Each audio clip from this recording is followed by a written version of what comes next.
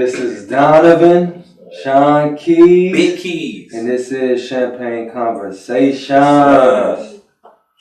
We got, y'all already know what I like to call her. Yeah. Mrs.Drew. Miss Keys. Miss Keys. What's Miss up? Big Keys. I'm honored to be here with y'all fellas today. And we're going to be talking about I went to public school, so, and I recently got braces. Holistic lifestyle, right? Yep. So, my first question is, like, how did you get the start into that? So, originally, I was doing healthcare. My mom was a CNA, and she used to bring me with her when she had, like, home healthcare projects. Even when she worked in nursing homes, she would bring me in on payday, and I would go in and see some of the residents, and they used to be all over me, and I liked the idea that my mom was helping people. She came home with all different types of stories of people she was attached to, residents that she really gravitated towards. And then when I was 13, she found out she had breast cancer. She was 31 years old. Ooh. And it was a lot going on at that time. So she found out because she was taking me to an appointment because I was pregnant, 13 years old. Oh, you was fast, huh?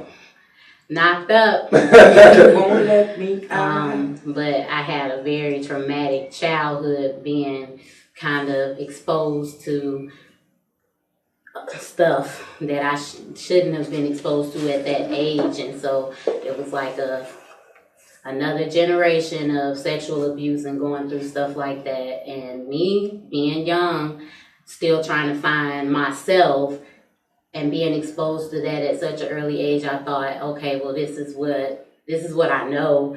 Maybe this is what I'm good at. So at an early age, sex was just like the object of a lot of what I found myself in, a lot of different sexual situations. But yeah, I was knocked up pregnant. I was an honor roll student.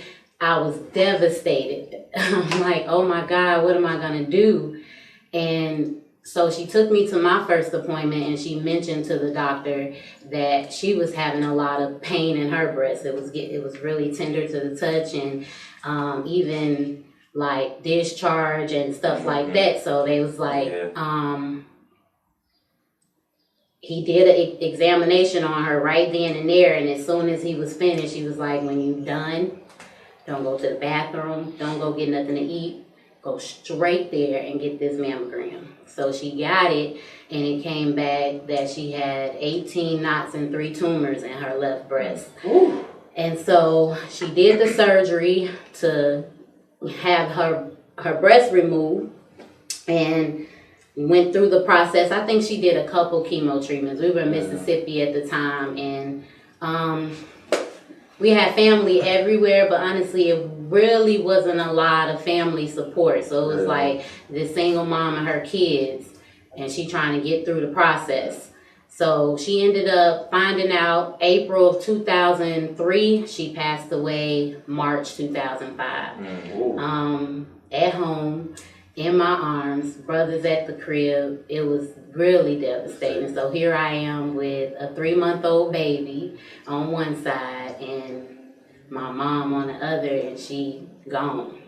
And I didn't really know how to process it. Me being the oldest, my number one mindset was I have to try to get us to a place where we have opportunity. I was still education-oriented, goal-oriented at the time. So when I got presented with the question, do you want to stay down here with us or do you want to go up north with your aunt? I was like, I'm going up north. I ain't been. We came to Country Club Hills. My mom actually had a sister that died 3 years before she did. And she had 13 kids. So I had 13 cousins and like 8 or 9 other cousins. And they all in this house. They was actually in a Jet magazine. Because she took all of them in. It was like 20-something kids and 2 adults, and she was adding 4 more with my baby. So we come out there, and I'm still like, I'm going to school. I end up leaving Country Club Hills and going to stay with my grandma on my dad's side. Never really knew my dad's side of the family like that, because we left Illinois when I was so young and never really maintained contact, family reunions, nothing like that. So it was new. It was trying to adapt, trying to get to know my people, trying to adapt to a new environment, being in Illinois, and grieve, and going into high school. It was a lot, and I really hadn't taken the time out to figure out me at the time. I instantly said, I'm going to do what my mama did. So while I was in high school, I went to Kankakee Area Career Center, and I did the CNA program during high school. So I was certified at 18, and I just jumped right into it. And it was fulfilling for me for a while, because even working, taking care of people, kept me from having to deal with myself. Okay. So I got my baby. And when I graduated high school, I had my second child. So I had my 2 kids and my youngest brother. He was staying with me. And then I ended up having so many people. When me and him met, I had 4 or 5 of my cousins, both of my younger brothers, and my 2 kids. I was raising all of them, and I was like 19 years old. Superwoman. So. Yeah. So, do you do the cancer walk? I did it once. I did it one time, and I think I was 17 when I did it. My mom also, she's a survivor. I want to say 24 years. Awesome. But we dealt with it young. I think she found out in 95, I want to say. 95, 96, around that time. But we were super young. I don't really remember like everything. I just remember going to some appointments with her. I remember we were staying in Milwaukee at the time, and family coming down that pretty much take care of us. Like she had three, me and my 2 sisters, 3 kids. So it was like my granddad came down, my uncles came down, my grandmother came down, and just like making sure we was good. I just remember her like just like sick sometimes, but not all the time. But like, why is Uncle and them here again? You know? Right. Or like, why we in the hospital?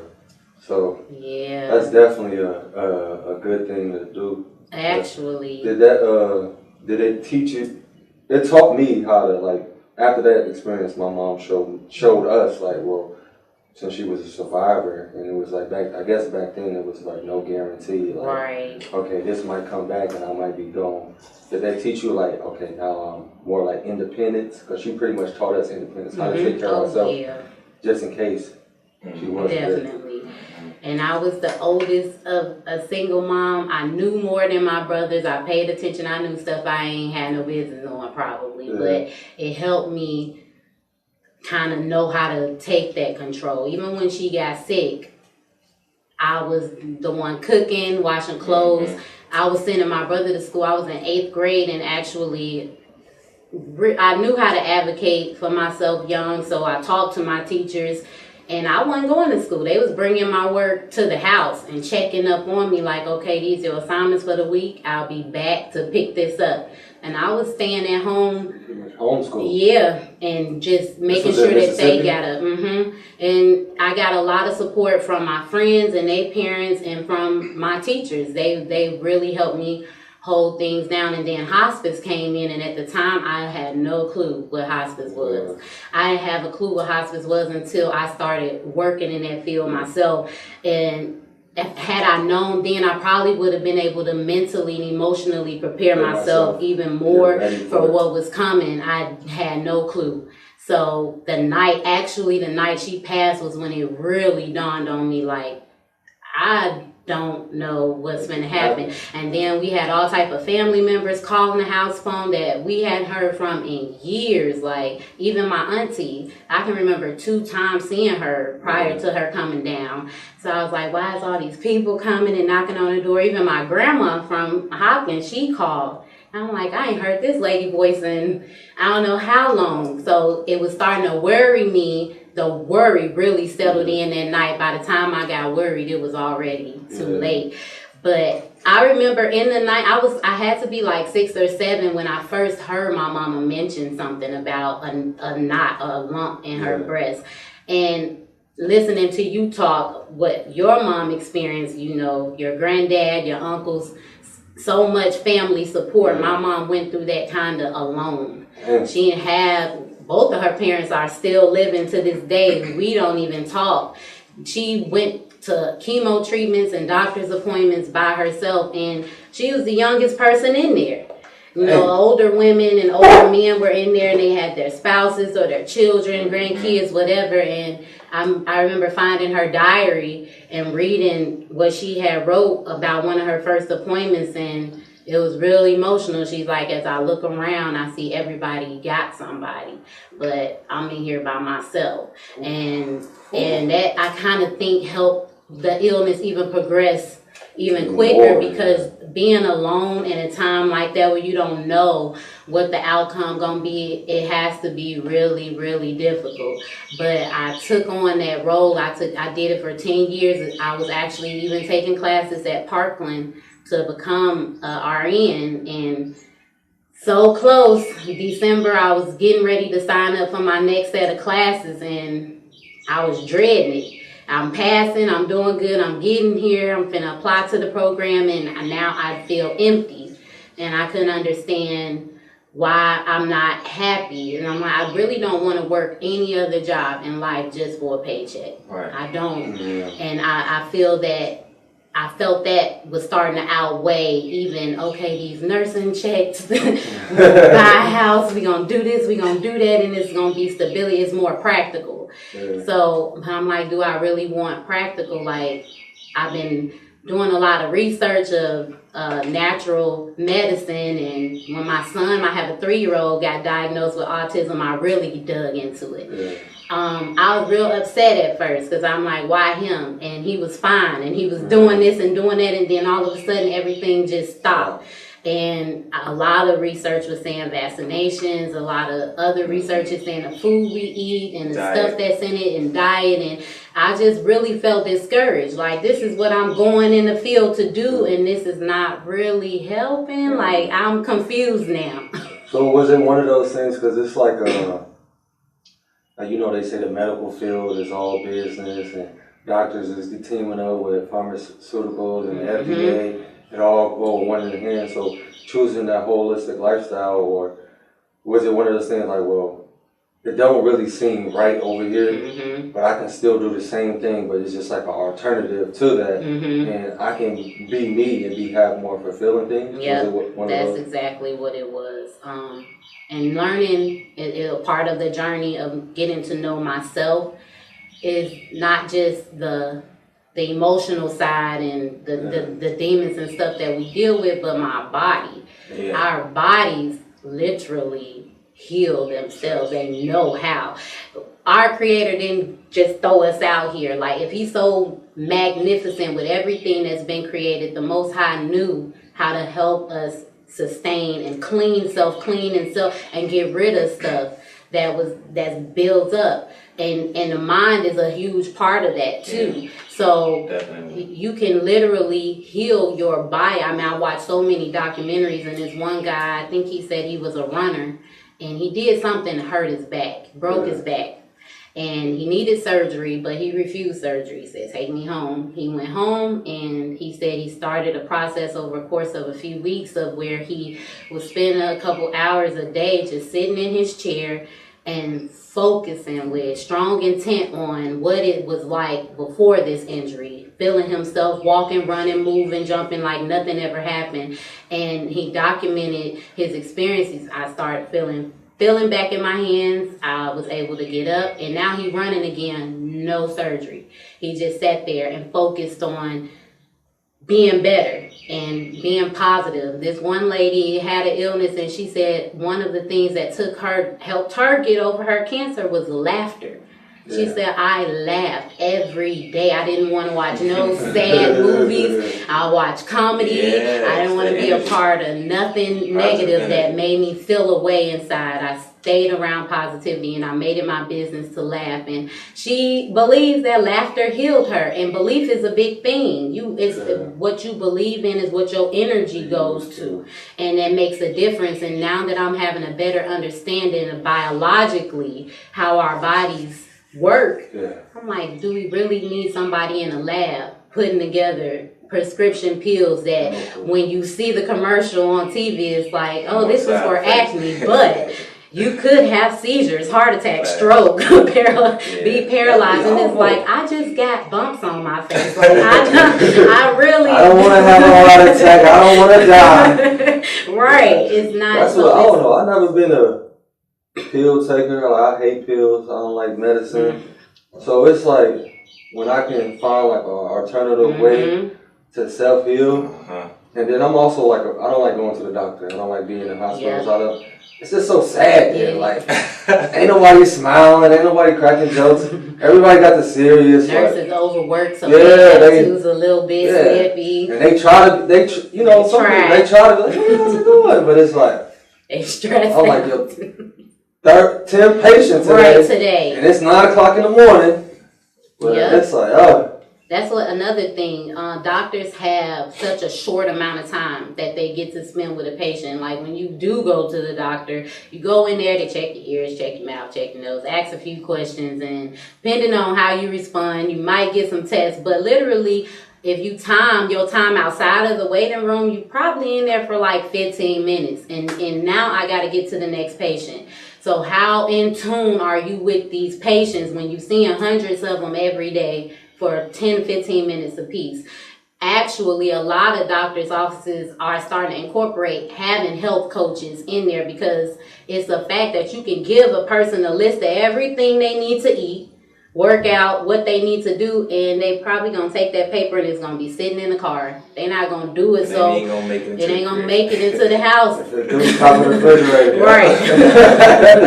Right on the kitchen table. It's like what's this? You need this? Oh, yeah, I was supposed to be doing that. I ain't done it, and my neck still hurt. Everything still hurt. It's like you need that person to help you with accountability, but not just making sure you do it. Find out the reasons why you're not doing it in the first place, or the reasons why your body is acting this way in the first place. I'm learning that a lot of times when we having these aches and pains or weird symptoms or weird emotional symptoms, because mental health is a huge thing right now too, is your body telling you, trying to help you realize that something ain't right. Something ain't right. Even with me, I had a huge thing with cornstarch. I'll eat cornstarch out very the box. Huge. Might I add very. Spoonfuls, stick a straw in there, sucking it out of straw. And if you Google it, like, it's so many other women, mostly black women too, that. So you used to just come home and she just sucking out cornstarch. I bet you was like, what the? Yeah, straight up. Like, who did I meet? Who did I marry? What is she doing? Yeah. And come to the crib and the baby got it. Yep. He just cornstarch for real? Cornstarch. And since I was a shorty, since I was a little girl, Mom said I used to get in her stuff and she used to be mad. Raw, bro. Straight cornstarch. And my auntie be like, girl, do you know what that is? That's a thickener. If you dump a box of cornstarch in a bowl of water, the water is all going to be sucked into the cornstarch. I can't imagine what your insides look like. And I'm like, I don't know. I don't care. It's soothing. It is. And I don't know, it's something about the texture, but it's almost an immediate release of something that's calm and it's soothing, and that's the main reason why my addiction. I'm like, I want some starch. It's hard. You go to my cousin's house right now, they gonna have boxes in the refrigerator. Is that like a Southern with their names on it, like, this one mine. Don't touch this. Right, that's what it sounds like, ain't it? Something new. Something different. Like, I've never heard people just eat. Just smacking it, bro. Whole spoon. I'm talking about whatever. And it's mainly for me we could start. I had my second child, right, and the pregnancy was so rough. I threw up the whole time. I didn't gain. I would fluctuate between gaining 3 pounds and then losing them same 3 pounds. So I stayed the same. I was at 150 the whole 9 months. Finally had him one spitting and throwing up and all of that, and I was cornstarch crazy. I went to my 6 weeks checkup and I was 186 pounds. And she was like, you gained 36 pounds in 6 weeks. What were you doing? This is not healthy. And I'm like, you try not eating for 9 months and see how much weight you gain. But I would literally go to Po' Boys and get like a chicken wing dinner and take a few bites out of that and then have the cornstarch and just finish the cornstarch. I wouldn't even eat the food. I was sitting there eating the starch. It's a thickener. I might have to, No. They invest in some cornstarch. Get protein, get the starch. Come on, bro. Freaking my mentor. Did you try it? I had my daughter's dad try it one time, and I was sucking it out of a straw. I didn't even have a spoon. And he thinking like it's just gonna be liquid, so he let the shit hit the back of his throat. Like he just sucked it. He was I'm like, what is you doing? Like you trying to kill me? I'm like, no. You're not supposed to just let it fly to the back of your throat. It's dry and it's gonna suck up whatever saliva you got back there. He was coughing for a minute. Give me some water. He didn't trust me no more. I wouldn't either, man. I wouldn't either. Yeah, but like our bodies it'll tell you, it'll give you signals, and sometimes those signals you think are bad, that you got to fix the symptom, but the symptom is just there sometimes to tell you that it's something else going on. And so, I mean, there's so many different factors that led me to this point. That's why I've learned to be so grateful for all of the experiences that I go through, because at the time I don't understand it, but I've learned so much. Like even at the last job I worked at, the PASS program, so many doctors from medical students from all over the world. A Nigerian man, he started like a Kaplan almost, but it's better than Kaplan. It helped people pass their step exams to become doctors.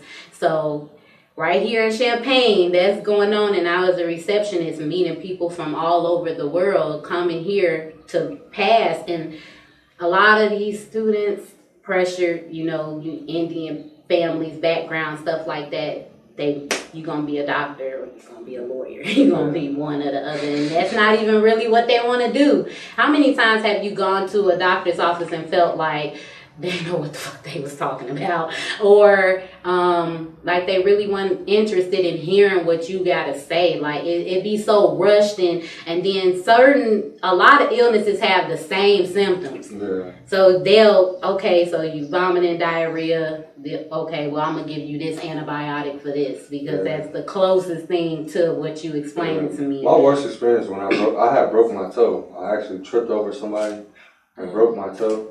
And he was like, I knew something was wrong. Like, I know. Right. So I went up in there. My mom took me up in there. And I'm like, I think my toe broke. He's like, he was a white guy, older white guy. It's like, he just looks at it, look at my toe. He's like, well, it doesn't seem like it. You ain't x-ray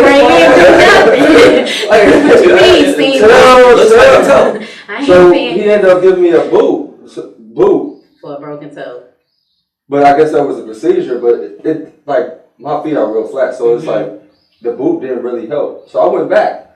I'm like, man, my toe is broke. I think you need to like wrap this up, isolate it or something. So he kind of put like a slant and gave me my own personal like insole, a specialized boot for that. But it's like he was going back before, it's like they don't really have time to like have that. It's not like how it was back in the day where the doctor used to come over to your house and sit with you, talk with you, and knew with you. He would live right up the street. So I think now it's like it's more commercialized. Like most of these doctors is like, oh, you shitting? Right. Throwing up? Yeah, it might be the flu. Right. You don't have time to like do that in-depth research. And that's not knock on them because I'm sure pressure too, and they want, not to say their intentions are not pure, but it's like you got to change the way. I want to change the way how I go about like getting my health care done. Exactly. This is my life. It's important. My life, my health, and you putting that in the hands of a stranger. Yeah. But it's still important to build that bond and build. I went to one of his doctor's appointments, and she was really good. She remembered stuff that he told her from the last appointment. Bring her back. And it's like, wow, how many doctors actually remember details? Not what's on the paper, but like, details. Yeah, because you do rapping or something, right? I'm like, yeah, I'm a battler. Like, yeah, you run too. Like, I'm talking about, she remember the gang and stuff I was telling them. And that's important. Personal. That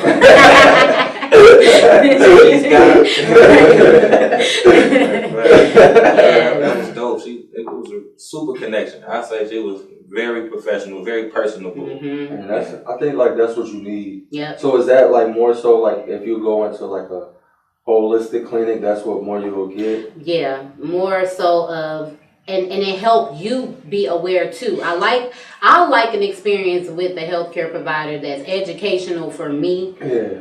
But for me though, not like general, okay, so your blood type or your cells or whatever going on with you, this is the type of body type that you have, and this is what's going to help you, because we are all different. Even though we're made up the same things, our bodies react different. A lot of times this is because our mind states help that happen. Like our biological chemicals and cells and stuff, mine might not be operating like yours is because I'm depressed and you're not. Like it's like it could be that. So you have to deal with me based on me, not based off of what this textbook is telling. Use that too, but build that. Like you said, that being up the street, everything used to be like that. You used to know who baked your bread, who made your clothes, who put the soles on the bottom of your shoes. You knew that. Now everything is so industrialized and everything is like a big chain of, we don't know. I didn't know who was making the macaroni and cheese. All I know is I was, now I know.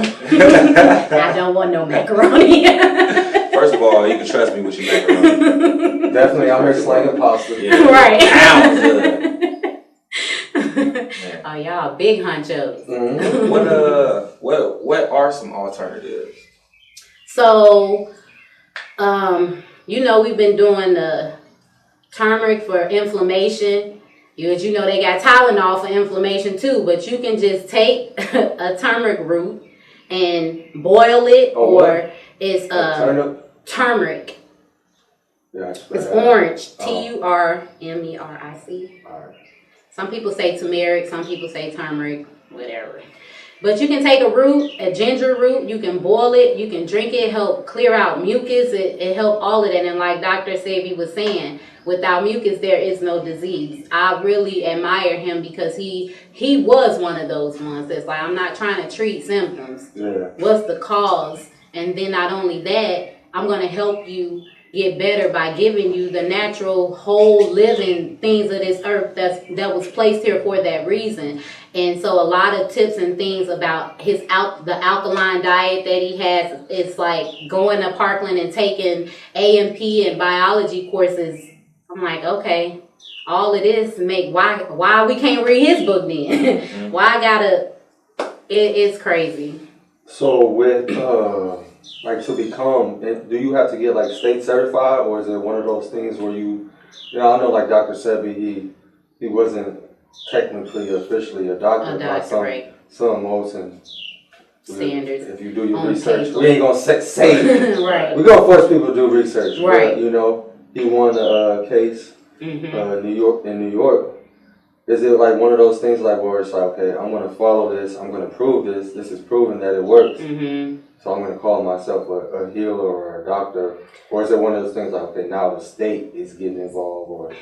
I believe it definitely goes both ways. I know there's people out there that I follow on YouTube, that I follow on Facebook, Instagram, that that's their life. They dedicated it and they grew up in that. It's like stuff that was passed on to them, remedies and stuff. You know, history got so much in it. And a lot of the people have that in their family and they hold on to that and they just practice it. And they're willing to help others do the same. But then, like for me, I'm actually taking courses online for health coaching. And that gives me that certification because in society, people want to know that you qualify. And honestly, without that paper or not, I'm qualified because I know what I'm doing. But you got people that will sue you or to do this or do that. Then that's where being certified and being able to say that, you know, I was trained.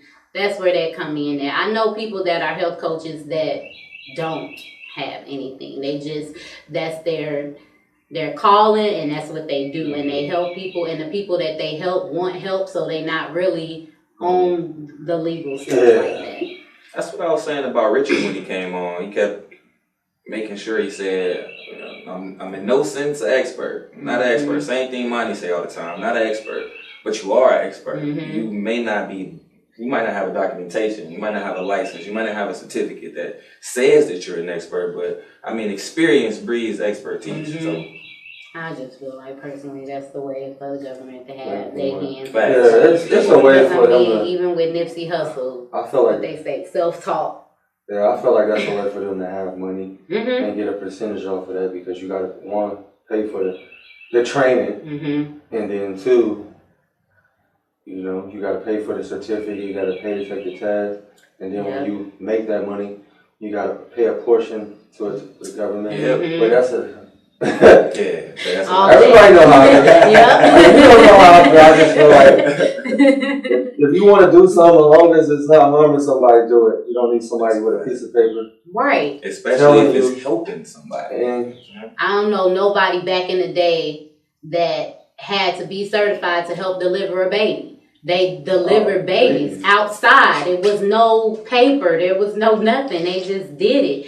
Because we know it's like our natural nature, our human nature knows things. And then the plants and all of that. Certain people are just really in tune with that. Like, yeah, that's crazy though. Like now you need a doctorate degree to deliver a baby. But what was killing me, like I was watching this documentary and I was talking to one of my friends and I was telling them like, bro, do you realize like back in the day slaves used to deliver babies and we couldn't get no education. Couldn't read, couldn't write. Nothing. And then now you gotta have a doctorate. Right.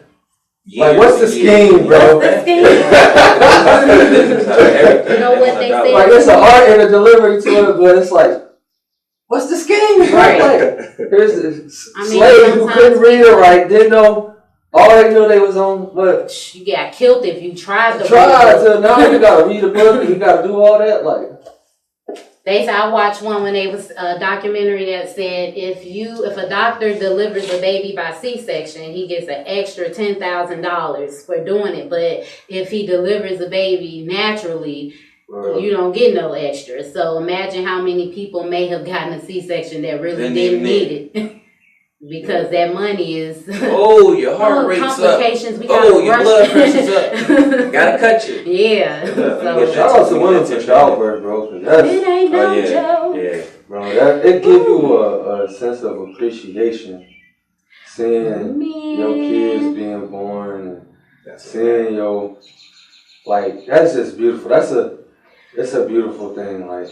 It's a whole different bond too, having a child grow inside of you and you see that whole process and you feel everything in your body changing.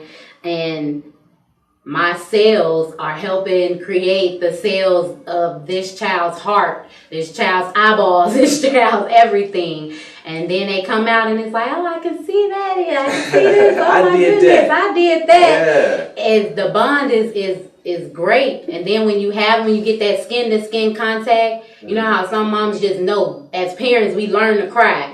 Oh, that cry, pamper needs to be changed. Crying for nothing. Not gonna deal with that right now. Nothing wrong with you. But yeah, it's everything I've learned when it come down to color even. What we was talking about on the Rich show. Yeah, no, it's not about, sometimes it ain't even about black and white, it's about green.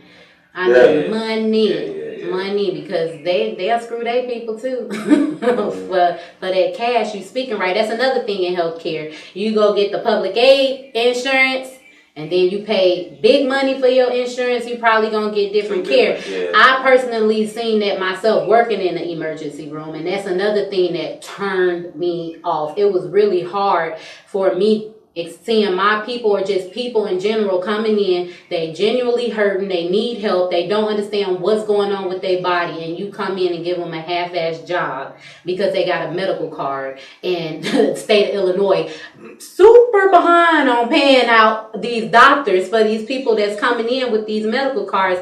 A lot of doctors will tell you, I don't even take that. Carl will turn you around. I don't take that.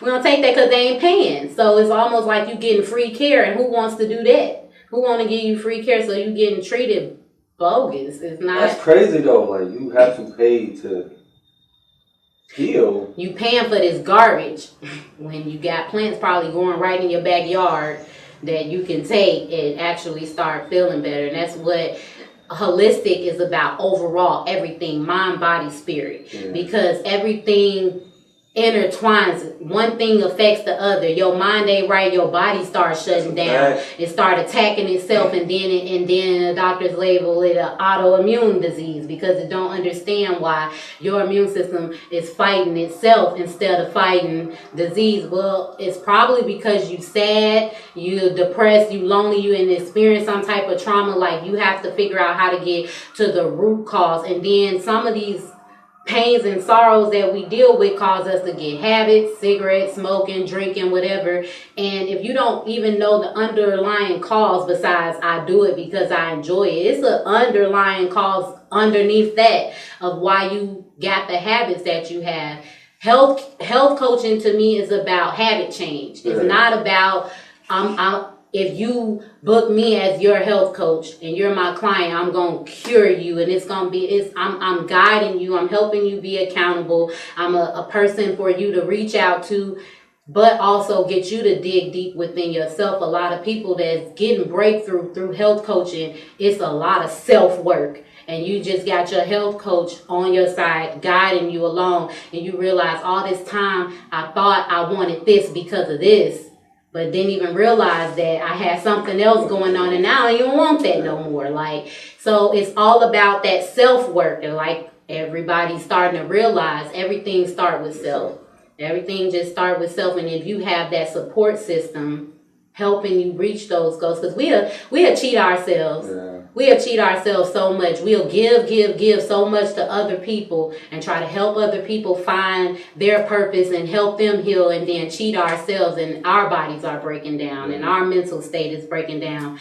I'm learning how to balance that. Okay. I have to give in to me, or my cup is going to be empty, and I'm not going to have nothing to give my kids. I'm not going to have nothing to give my husband or my job or my friends. And sometimes I've allowed that to happen. Well, we're going to take a break. Okay, we'll be right back. All right.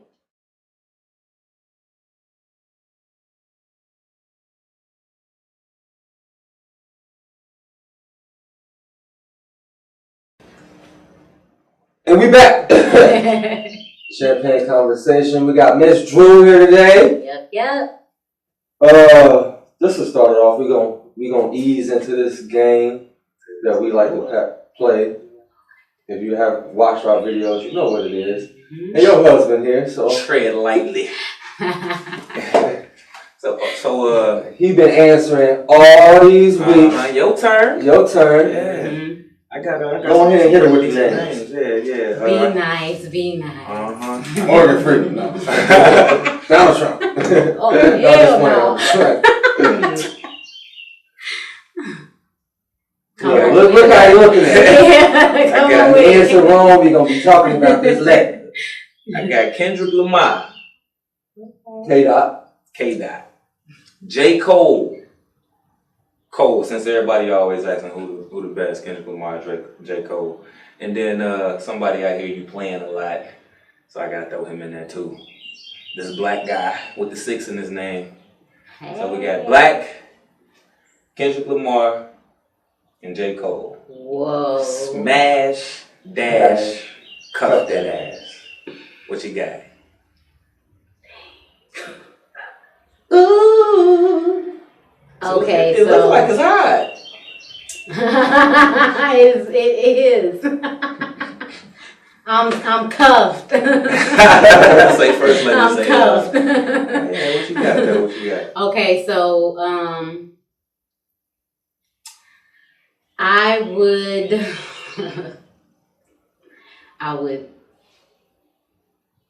would smash J. Cole. Light skin? Light brights? Cold world. Cold world? I would cuff. I'm stuck. Between Kendrick And I would probably cuff Black. Oh, I got a dash, K-Dot. She said you too short, bro. Side. I'm dashing, but that's because he gave me the hardest lineup ever. But yeah. Big key. So you smashing Cole. Mm-hmm. Who you cuffing? Black. Black. Mm-hmm. And what's the reasoning behind the cuffs? Well, the reason you picked the one over the other as far as cuffing goes? Okay, so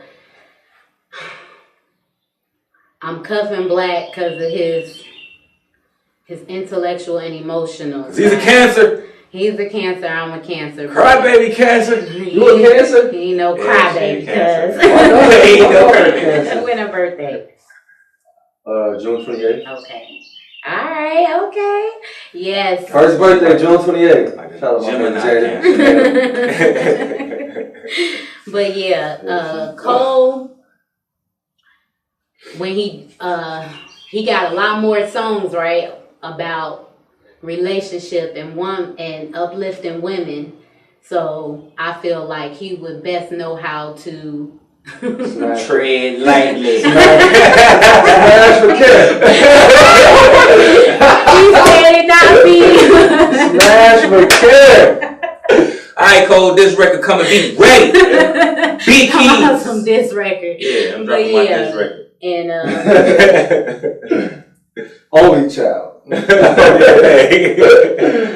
I dash Kendrick, but I would love to have a conversation. Okay. Alright, so before I break, you talked a lot about health coaches and what it is that you all do. For anybody that's out there may be interested in that field, could you tell us what it is that you are doing now and what they would have to do to be a certified health coach, like classes, where they can go to find them and stuff like that? So right now, since the health coach career is like starting to really rise, it's a lot of different platforms of online schooling that you could go to. There's a few. I actually in Become a Health Coach Institute.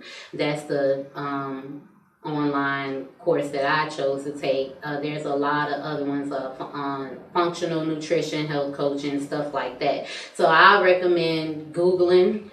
There are some price differences. It ain't too much. A lot of them will allow you pay up front, or you can do payment plans. That's what I'm doing, paying monthly on mine right now. And yeah, it's going to teach you a lot. I don't think the program I'm in right now is a waste of time at all. Like I'm learning a lot about nutrition. I'm learning a lot about the body and the mind and how that works, and that's important for health coaching and life coaching. It's just gonna keep you healthy overall. So these classes, they really lay it out for you. They give you real simple information, but it's not that complicated. That's the crazy part. It's really not that complicated. It is just that simple. The complicated part is executing what you learn and applying that in your daily life. So yeah, get on Google. I'm doing Become a Health Coach. It's great. They have like a retreat that they do for each course. And you go, this one is actually, it just passed. It was April 27th or 24th through 27th out in Arizona. And they get you out there, and it's thousands of people, but you networking with people, you learning more tools, you are meditating, you exercise. It's filling you up so you can go out there and fill the world up. So yeah. And let me say, the stuff worked. At least it's definitely working in my life and for my wife. I can see a change since you've been studying. I definitely do. Yeah, I got a question. It's like more so to the parent side of it. How do you balance like you knowing your purpose and also being a parent? Because like, you know, by you having to study, by you having to work a job, by you being a wife, by you being a mother, like how do you balance all that into, okay, I gotta, like you was talking about a little bit before the break, like I gotta make sure that I'm good, I gotta make sure that I'm happy, I gotta make sure my mindset is good so that way I won't trip, spill nothing else on somebody else. So how do you balance that? You gotta make it a priority. Set your intentions with everything that you do. Set your intentions for the day and stick with that. I have this book here, and it's helping with balance. People probably been seeing this go like in the ads on Facebook. I seen it and I ordered it. It's called Crown. They have different ones like Who's the author?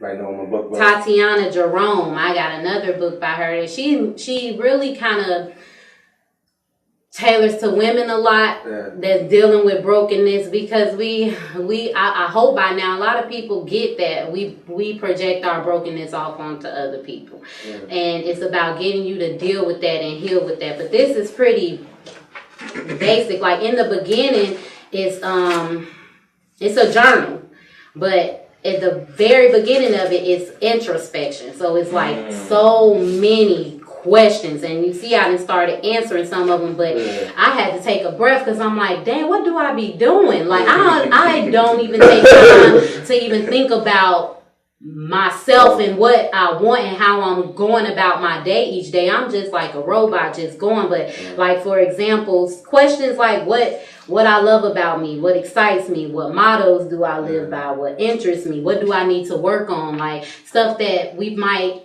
not even really scratch beneath the surface. And I'm like, well, I'm answering these questions. Let me be real with myself. Because this is all me. Ain't nobody got to read this but me. But so be real. And some of these questions really was like, dang, like I do need to work on it. I ignore that. Sometimes I talk at my kids instead of to them.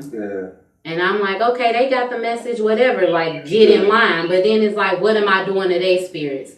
So making sure that I give work day time. It was crazy at first, and that's why around the time that y'all first started Champaign Conversations, and we was kind of talking about depression or mental health issues. Like I really started feeling it. I didn't want to get out the bed. I didn't want to do nothing. I didn't want to cook. I did not want to do anything. It was a struggle, and so everything was off balance. I'm working, I'm trying to do overtime, but then I don't really want to get up and make sure that I'm interacting with the kids before I got to get up and do this next work day. I couldn't remember the last time we had a date night or did anything. Like everything was just kind of chaotic. And so when I say it's helping and I see the change, so it's like, I mean, even simple stuff like I hope you having a good day at work or whatever. Today was tough. Okay, baby, you got this. You're going to get through it. Like I was to the point where he was texting me on breaks and I wasn't even, I wasn't texting him on breaks. I wasn't calling him. I wasn't doing nothing. Sean K's house. And I felt really alone, but my mindset was like, you in this by yourself, and he on the outside like, but what about me? Like I'm trying to pull you out of this, and that's another thing. Like sometimes, and his intentions are great, but I had to pull myself out of that. I had to really. All the little, okay, baby, I'm finna go work out. You want to come work out with me? Get this little workout on. I mean, and he was trying to show me, and it helped. At first, it started as resentment. Like, oh, he feeling all good and all that, and I'm feeling like shit, and I don't like this. Like, sometimes when you in that mode, you need to want to be around positive people and happy people, but sometimes it's like, show the happy ass. Happy motherfucker. I don't know, because I feel like crap and I don't know how to feel better. You're definitely a happy person. Big ass smile, turn in the corner like, Oh, shit. Fuck you, smile. Right. Yeah. And so it inspired me after I first took the initiative to break that barrier of resentment. Then I became inspired, and then each day I started taking small steps. I think one of the biggest struggles I was having was I felt like I had to get everything together all at once. You need to wake up and clean up and kick it with your kids and your husband and go to work and come home and do your homework and do it all over again. Straight like that. This Rome in a day. Rome in a day. And I just couldn't figure out how to do Rome in a day, so I was stuck doing nothing and everything falling apart around me. Come in, my daughter, like, man, I'm depressed. Like, I haven't felt good and I don't know how long, and it's 3:00 in the morning and she crying, she trying to journal and write her feelings. And she like, just the other day, she was like, can you come pick me up from school early? Like, I'm struggling today and I never really get to talk to you because, you know, us second shifters are gone when they at home. And then, you know, we just really only got the weekends. And I'm like, yes, I'll come pick you up and I'll talk to you. This journey that I'm going on, I'm telling her this stuff now. You 14. I don't want you to be 28 with kids trying to figure out how you going what do you like, what do you love, who am I? Yeah. Because it does get hard. I mean, like, I'm going to just use you for example. Mother, it's hard to put time into yourself when you got to put time into your kids. You constantly putting time to work, you shopping, grocery. Like, you got so much stuff you got to do. It's hard to take that time and be like, what am I going to do for me? Right. Like you were saying in the book, it's asking a lot of questions about yourself that you probably look at like, damn. I don't even know. Yeah, I don't even know this answer. You know what I'm saying? Because you don't have that time to put into yourself. And that's what we're trying to do now. We're trying to put that time into ourselves, and then also, daughter, depressed. Make sure we say, man, look, you have to balance this job a little more over here and do that. Put some more attention into this. Yeah, for real. Because depression is real. Like, and what she was saying, like, she was for real. Like, she feel that that's all she know.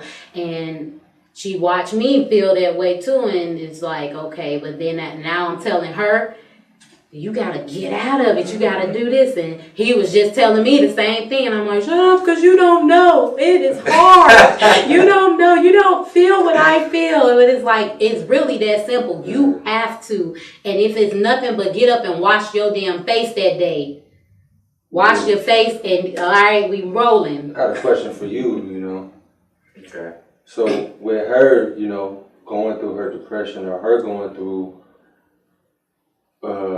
her state of mind, and you being the happy, you being the light that's shining on her, how did you keep that light positive and not turn it to you? Because I feel like oftentimes, like, when you're trying to help people, we often get frustrated and to be like, well, fuck it then, get your mad ass on, you know, like that. But how did you, like, okay, I know my wife, I know it's just like a moment in time, and just let me be strong for her, and eventually she's gonna get it, and eventually she's gonna come around. Patience, man. I prayed for patience, but let me also say, it's been a few times where I was like, well, fuck it, you know what I'm saying? But not long term. It wasn't something I was like, I felt that way and it continued on. I knew, nah, this ain't what's up. But mostly patience, bro, and love and dedication. She's been that for me. It's easy to be that for somebody if they've done that for you, you know what I'm saying? Yeah. But one thing I say for sure is patience. I literally prayed for patience like right before, and I think that probably was part of my test. I thought a lot of it was coming from work, which it was. And I got it, man. I'm not great, but I have the patience. And I also kind of been working on me, knowing me. So even when she's feeling how she's feeling, I don't take it personally. Right. You know what I'm saying? Even when it seems like it's lashing at me. Still don't take it personally. And I have a lot of help with a guy across the table from me who I come in vent to, and he be like, bro, you gotta get your mind right. You can't let that bitch down. That's your queen. You feel me? Straight up. So a little bit of everything, but patience like a mug. And then my surrounding circle. I had support in being her support. Yeah. That's how it's supposed to be if everybody got that for each other. Chills. And that helps. Like, and it was conversations that I knew he had with you when he came back with a different mindset, and I appreciated you from the other end, because like you said, other people, you need that support, you know, versus a guy that's like, oh, fuck that shit, let's go turn up. Like, no, just give me to help me keep the right mindset to go back in and do what I need to do for her. But another point that you hit on that really does make a massive difference is knowing yourself. Because sometimes when people are hurting and they feel shitty about themselves, they lash out and they throw that back at you. And then if you don't know yourself, you can tend to believe what they saying about you, and now you down with them. So it's like, no, I know that ain't me. You just mad right now, and I forgive you, but we gonna get through this. I think like I just recently started a journal last week, and I think like that's key too, is writing your thoughts and writing your things. Of course. And like I'm flip-flopping, like, so this is the second week I'm doing it. So the first week was like being proactive and telling myself what I wanted to do that day, and just going back, and then like that second week is more so like reflecting and telling myself what did I do that day, so that way I can see like the difference in like having my thoughts and be like, hey, who am I? Am I this person? This is what I planned on doing. This is what I'm not. This is what I'm going through. Did I identify with that? Did I face that problem? Did I run away from it, or is the problem still there? How can I go a ways around it? And then like also talking to people too, and just kind of getting like a different point of view and seeing not trying to get them to necessarily agree with me, but just saying like, okay, I just need to hit it at a different angle. I need to shift fire a little bit. So I'm like, maybe I'm tripping. Maybe I'm thinking too hard about this. And that knowledge itself is real key. And just knowing yourself and just like. I think yesterday was the first day like I went back and read like a couple of my entries. I'm like, bro, like, man, I got some serious work to do. But it was like, dang, I accomplished all this in that week, and I didn't really think about it because it was like I was on the go. Like I got to just get this done. And I'm like, dang, we did a lot. Like I did a lot this week, and it kind of helped me with that self-reflect and like moving forward, like goal setting too. Because like, man, like, I still got to work on this. So that's you. It's great that you do. This is exactly what this is. Morning thoughts, nightly thoughts. The questions is asking you in the morning, what is your prayer for yourself? Today I am repeating this for myself, or what am I doing for myself today? And then at night you reflecting like, okay, I'm happy I did this. I gave myself the following compliment. I was inspired by this, or I increased my confidence, or protected my space by doing this. Because you have to, if you so unaware of yourself, everything, then like, I love my husband to death. For 8 years, we've been rocking and rolling, and it's been hard.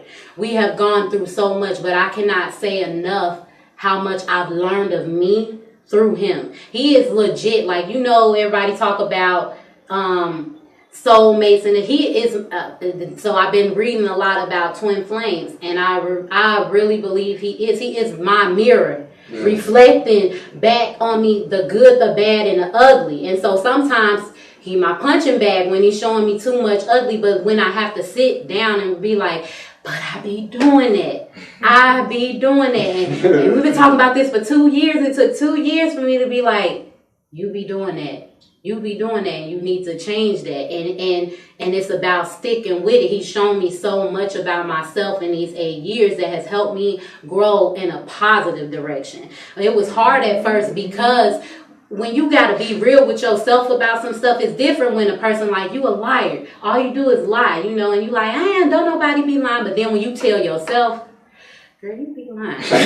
Like, you be lying. It can go one or two ways. Okay, so I'm going to start making steps today to be honest in all my interactions with people and with myself today. Or I can be like, oh, you just a liar. Ain't nobody going to never want to deal with you. All you do is lie, blah, blah, blah, blah, blah, blah. Now you feel worse. But it's not to make you feel worse. It's about having you be aware. So now I know in my interactions, I have a tendency to lie. Tell the damn truth. Try. You better try. So it be stuff like that make me gravitate towards him even more. I mean, even in our breakups have been lessons. Our breakups have been times for me to really pay attention to myself and how I affect him. Before our last breakup, before we got married, after having both of my kids back to back, I definitely had postpartum depression. Like Junior was 7 months and I was pregnant again, and I was like, oh hell no, I ain't never ever had this. Ooh, what I'm gonna do? I don't want to be pregnant no more. And Working out trying to get your snap back. Yes, and I almost fell off the toilet when I seen that test. I was like, but quick shooter, huh? Steph Curry. Oh, he don't play. And that's why 60 feet. Super protected over here. My body or something. He will not have me knocked up again. But I was stressed, and he was legit like trying in so many ways. But I'm telling you, my mind was so fixated on everything that was wrong with me. I want to be here, but I'm not here yet. And I'm so focused on the I'm not here yet that I'm not progressing at all. And he's like, I noticed the thing about a man is feeling like they can help. If you my woman, you my wife, then of course I don't want to just watch you be like this. What can I do to help? And the more he helped, the more I was like, we just bumping. And finally it broke his spirit to a point where he was like, okay, well, I want you to be happy. I want you to be okay. Maybe I'm not how you're going to get that.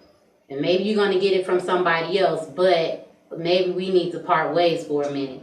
And here I am kicking and screaming like a baby because hell nah, you ain't finna leave. Finna sit here with my miserable ass until I'm not. But when he left, it was just me. It was just me and God.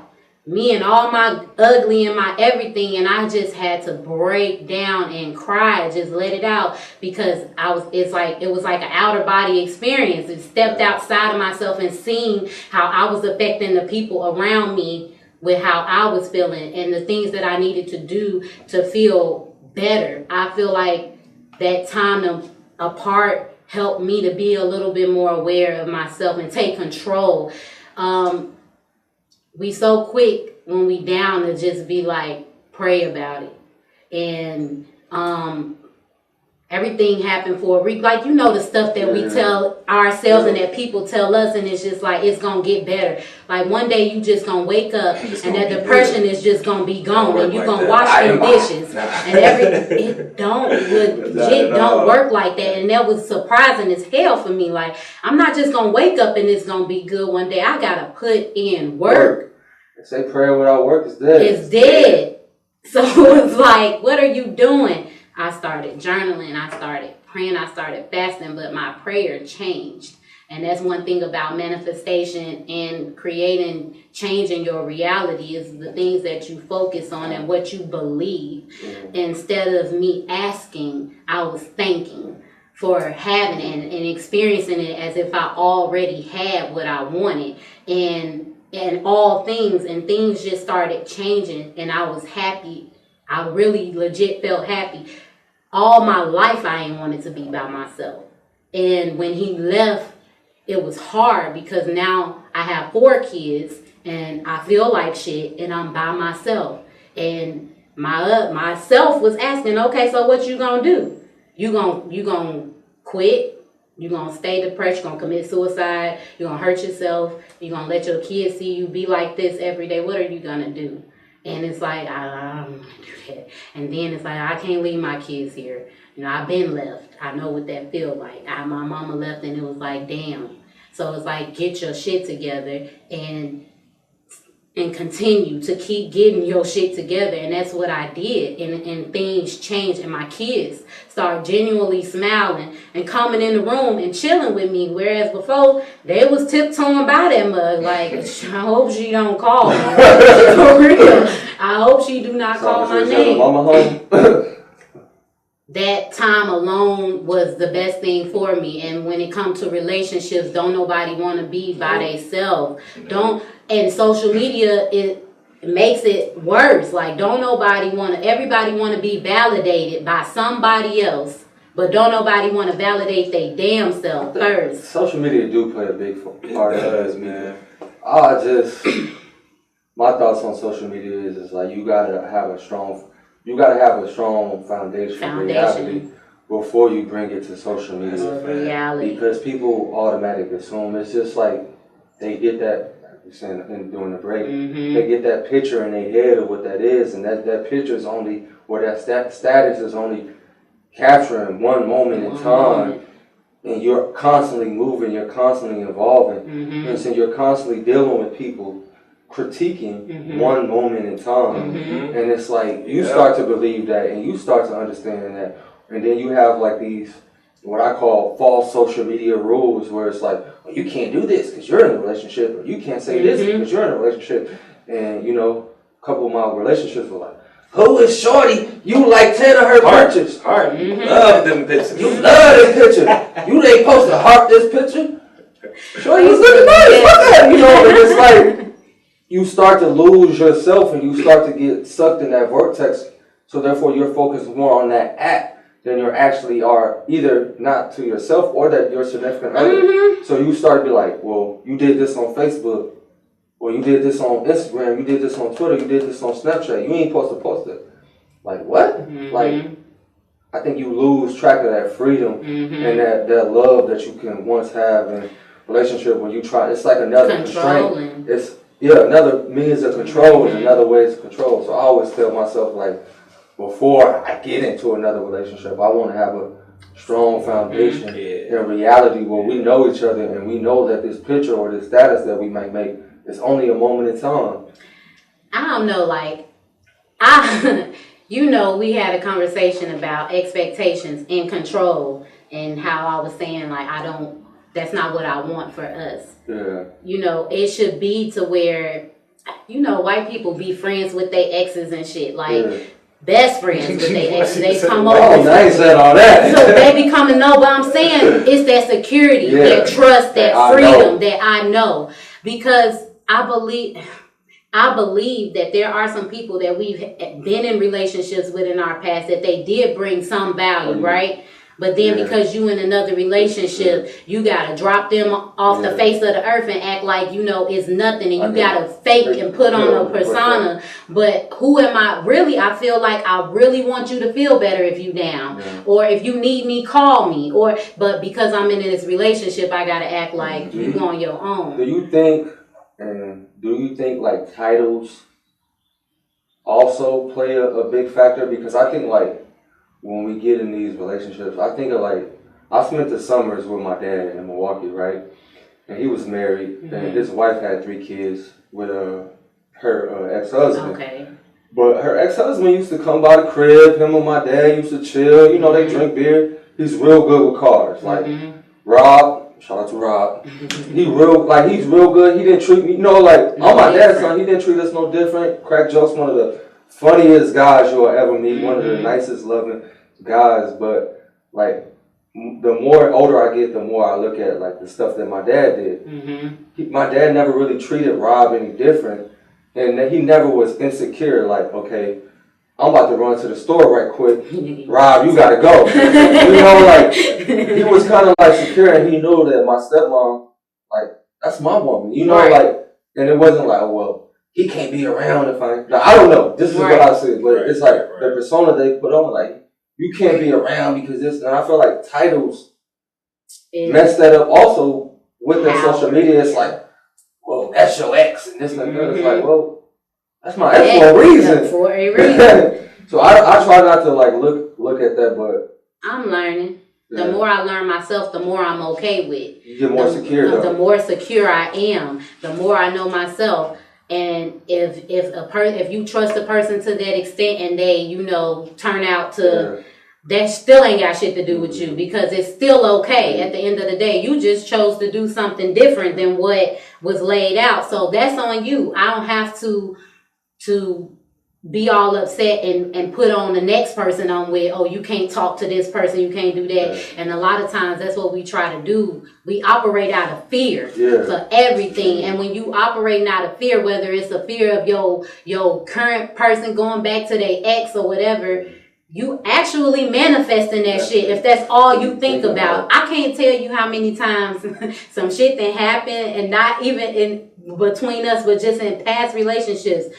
mind fixated. Oh, he gonna fuck that girl. He gonna do this. He gonna do that. Then all of a sudden he do the shit, and you like, I knew it. I knew it. Something told me. No, that's all the fuck you was thinking about all day long. You made this shit happen because as you're thinking I'm gonna fuck this girl, you treated me different, which is making me look for some type of connection on the outside, and it just so happened to be this person. What does she see in her? Right. I don't see it. Let me go ahead and find out. Mm-hmm. Yep, and it happened like that. But if I'm choosing to believe in my heart, well, I can trust my husband, I can trust this, and I can trust that. Everything gonna be good. More reasons to trust him every day gonna show up in my life versus reasons not to. I think that what helped me out, I just feel like you have no control over another being. You don't. You only have control over yourself.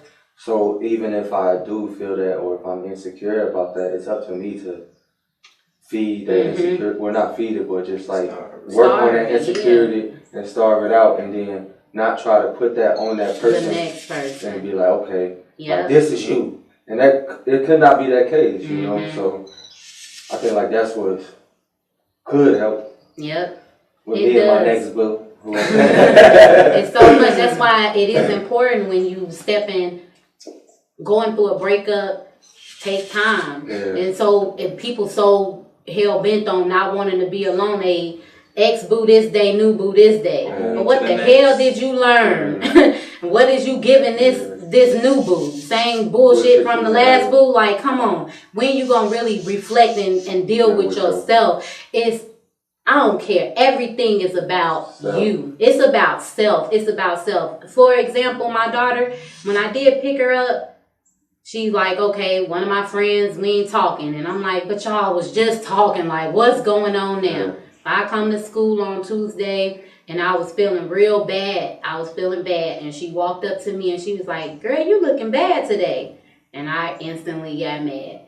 And this her daughter talking. And she's like, we didn't talk no more for the rest of the day. She stopped texting me. She didn't say nothing. So it just seemed like everybody just mad at me. And I'm like, now check this out. You felt bad. You came to school feeling bad. She noticed it. That could have went a totally different way. She could have came up to you like, you looking bad. And you could have been like, girl, I'm feeling bad. And she could have been like, well, do you want to talk about it? Like, what's going on? They could have went a different way. But you, self, was already screwed up. Now, you done projected that off on her. And she meant no harm. Like, now your friendship on the rocks because you done took something away. You felt bad. You probably felt like you looked bad too. Who fault is that? So, and when she said that, it was another thing for me. It's like every time I'm talking to her or anybody, I'm learning in that process. Because I'm like, there's so many times with my husband that I learned, that I felt the way about some stuff, and he done came in and said this, and I'm like, oh, hell no. Like, oh, he did. Oh, you don't even care. And he like, how? Like, how, Sway? How we get here? I didn't do nothing because I'm already feeling like shit. You projecting that and you projecting that on to her. Like, so if you started with yourself, and sometimes you hold yourself back, you semi-vulnerable. You want a person to pick out that you having a bad day. Nobody can't read your mind. Ain't nobody like gifted around here like that. Ain't nobody touching souls, knowing everything you done been through yesterday and today. You have to ask for help when you need it, or just like, man, I really need somebody to talk to. Can we talk? Like, you also have to understand that other people got problems too. You're not the only one that's dealing with shit. Like, for real. And hers might be worse than yours, or you bothering her on a deeper level. We gotta learn how to support each other. But the way we support each other is by dealing with ourselves first. Yeah, I had to learn that too. Like, other people got problems. It's not all about you. Because I used to really feel, my fear of being alone has like played like certain relationships in my life. And then I didn't realize like I was inconsiderate to certain people. Depending on the relationship, like this person got problems, this person dealing with stuff just like you, they feeling just like you. It ain't all about you all the time. Sometimes, you know, if you call them, they don't answer. If they call them, they rush you off the phone, you want to talk. They might be going through something too. So you adding your problems to their problems, and they, you never know how they might receive it. So I think like that's the key too, is just learning like we all hurt somehow, some way, and we all healing somehow, some way, and try to support it the best way we Just can. that simple question, how you doing today? It helped me because I learned it was opposite for me. I thought I was the only one in the world going through what I was going through. Like, it's just me. And then as I start opening up and talking to people, I was like, damn, there's some similarities. Like, I thought that the world was just targeting my back and ain't nobody else in the world going through what I'm going through. But other people were, and we was able to help each other through that. But like I was saying earlier, I put him through it. That's one of the main things that I remember and that I've learned from in our relationship. With all my trauma and all my hurt, when I first met him, he was just so special. I thought he was like Jesus. He finna come up in here and save me. Jesus. He finna save me. I was nailing that man to the cross daily. Like, you finna die for all that I've been through. And it's like, he's just a mere human just like you. He's just like you. Not only is he just like you, but that man got demons too. He up in here crying in silence or walking away to get his pain off because he can't give it to me because I'm too focused on what have you done for me lately. Yeah. What have you helped me with lately? And it drives a wall. I had to say my vows to him one day. It's all about, people say, I vow to love you and I vow to do this and stick with you through this, through that. I vow to love me. I vow to stick with me through my good and my bad. I vow to work on myself day in and day out daily so that I can be my best self for you and for these kids. I can't just put it all on what I'm going to do for you. Here's what I'm going to do for myself. Because as long as I'm doing this for me, we going to be Gucci. But before, it's like, I got to do that. I got to do this. While you sitting up feeling like crap, give yourself some compliments sometimes. This is my last question before I end it. Do all this, what do you feel like is the most important life lesson? You kind of touched on it. I feel like, do you think forgiveness, self-worth, or is it like a collection of everything? It's a collection of everything and reprogramming. It's like stripping away everything. You strip away everything that you ever known, and then you go through things individually and figure it out. Anything that you've experienced, if it's some things that you've done to others, learn how to forgive yourself for those things and value yourself and figure out things that you love and things that you don't. It helps you kind of help other people know how to treat you when you know how you really want to be treated and why you want to be treated that way. Why is this so important to you, having those standards and those values? What do you value about yourself, truly value about yourself? I've learned that it ain't about none of this. It's all about this, the shit that people can't see, the stuff that you can see and that you like, I don't want to deal with that right now. I don't want to deal with that right now too. Shit, when you telling yourself, girl, you was wrong for that. You probably should go apologize, but I don't want to deal with that right now. So I'm just going to do my makeup and take some selfies. Like, don't do that. Deal with yourself. And it's going to change the way people deal with you. My biggest life lesson is learning how to go back to my childhood and talk to that little girl that needed to hear the shit that I still need to hear today. And I did that, and that was very liberating. Because the stuff that we say to ourselves, realistically, would you look at your daughter and say that you ain't shit, you ain't gonna be shit, you do dumb shit, you don't, like, that's the stuff we say to ourselves. Or would you look at a 5-year-old and be like, you ain't shit, you ain't gonna be shit, and you ain't gonna have shit? No, you tell them beautiful shit, like go to school today and have a great day, and you can do anything you put your mind to. That child's still in us, they ain't went nowhere. So be gentle and loving and compassionate with that person that's in, because it's so many times I let myself down.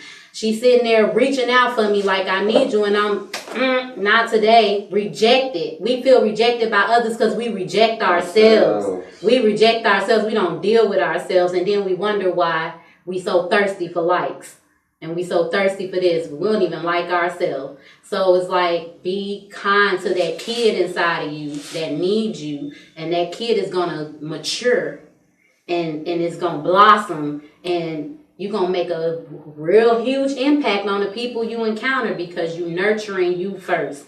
And I have to nurture myself hard because I didn't get the nurturing that I needed. Shit, I remember being in kindergarten feeling like I was the ugliest person in the world. Who had self-esteem issues in kindergarten? Who want to change every fucking thing about themselves in kindergarten? You don't even know. Like, you just really growing. And those are critical points in your life where that shit stick with you. It's people that's 47 that still heard about shit that happened to them when they was 4 and 5 years old. So deal with that 4 and 5 year old that's still in there hurting, and tell them, you know, it's okay. It wasn't your fault. You ain't do nothing wrong, and you are loved. And that person gonna start smiling back like, you damn Skippy. And you gonna have compassion with everybody else. But you gotta give yourself that compassion. It's gonna come back to you void if you don't. Self-love, man. Self-love. Before we jump off, let me hit him with this quick keys. One of the keys from keys. I would say be honest with yourself and your loved ones. You know what I'm saying? Like, I want to challenge everybody to speak to a few of your loved ones and actually open up and tell them how you feeling about some of the things that you're going through. And I can almost guarantee you'll be surprised what you hear back. You know what I'm saying? Like, how much y'all may have in common. And then in that situation, you can be there for one another. So now you opened up, you said what you was going through. You heard a response from them. They probably going through some of the same, or know people who are. Bring a weight off of you. You feel me? Don't feel so alone, and then y'all be there for one another. So one of the keys from kids today: be genuinely honest with your loved ones. For sure. Yep. Well, Miss Drew, thank you for coming on. Thank y'all for having me. We touched on a whole lot. I learned a whole lot. And you're always welcome back, man. At any given time. So, all right. Mess with me, y'all. Health coaching, life coaching is coming. It's coming. It's coming. This is Donovan, Sean Keys, and this is Champaign Conversation. That was dope. Dope. That was fun. Bro, I had chills the whole goddamn time.